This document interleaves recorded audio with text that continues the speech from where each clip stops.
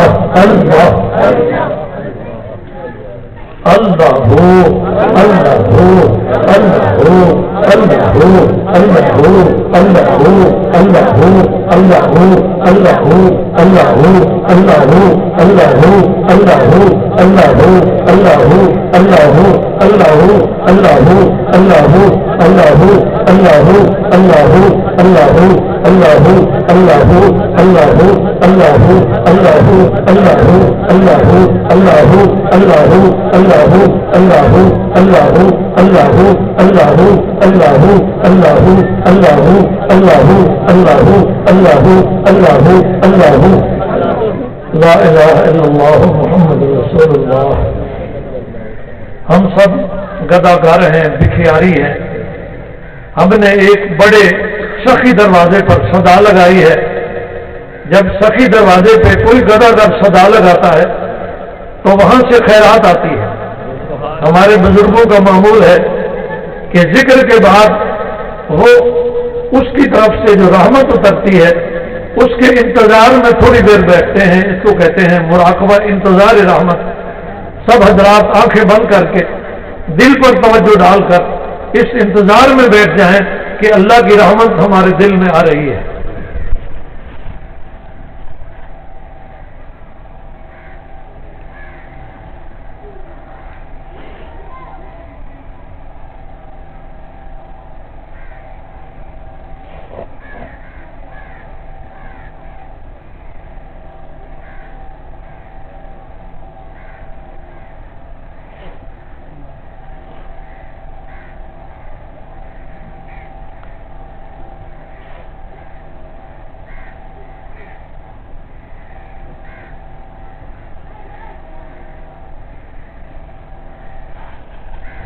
الحمد للہ رب العالمین۔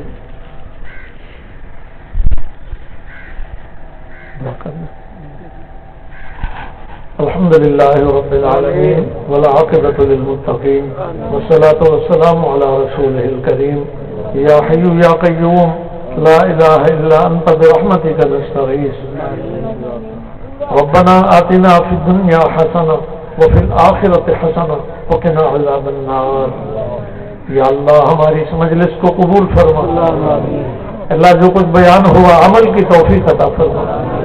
جن دوستوں نے مدرسے کی خدمت کی ہے ان کے مال، جان، ایمان، اولاد میں برکات عطا فرما۔ اس ادارے میں جتنے طلباء علم پڑھ رہے ہیں سب کو کامیاب فرما۔ اس ادارے کے ساتھ جتنے لوگ منسلک ہیں، اس سے محبت کرتے ہیں، تعاون کرتے ہیں، انتظام کرتے ہیں، اس کو دیکھ کر خوش ہوتے ہیں، اے اللہ ان سب کی خدمات قبول فرما۔ اللہ پوری دنیا میں مسلمان جو دینی خدمات میں مصروف ہیں ان کی حفاظت فرما۔ دینی اداروں کی، مساجد کی، خانقاہوں کی خاص حفاظت فرما۔ اے اللہ پوری دنیا میں جتنے لوگ بیمار ہیں ان کو شفا عطا فرما۔ اے اللہ جتنے لوگ بے اولاد ہیں ان کو اولاد عطا فرما۔ جن کی اولادیں گھروں میں نافرمان ہیں ان کو فرما بردار فرما۔ جو غربت کی وجہ سے پریشان ہیں ان کو وسیع روزی عطا فرما۔ جو رزق حلال کے لیے مختلف شعبوں میں محنت کر رہے ہیں، صنعت میں، تجارت میں، زراعت میں، مزدوری میں یا ملازمت میں، اللہ ان کو بھی روزی حلال وسیع عطا فرما۔ اے رب ذوالجلال پوری دنیا کے مسلمانوں کی مشکلات کو آسان فرما۔ خصوصاً مشرق وسطیٰ میں جتنے لوگ پریشانی کے عالم میں ہیں، شورش برپا ہے ملکوں میں، حکومتوں میں، اے اللہ وہاں امن نصیب فرما۔ سعودی عرب میں حرمین کی خصوصی حفاظت فرما۔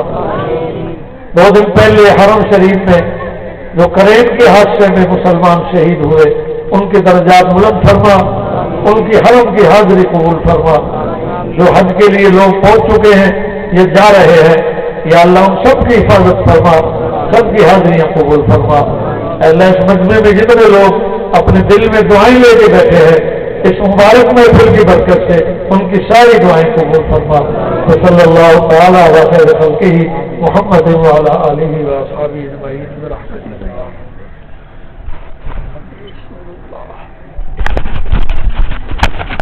اذان پڑھو.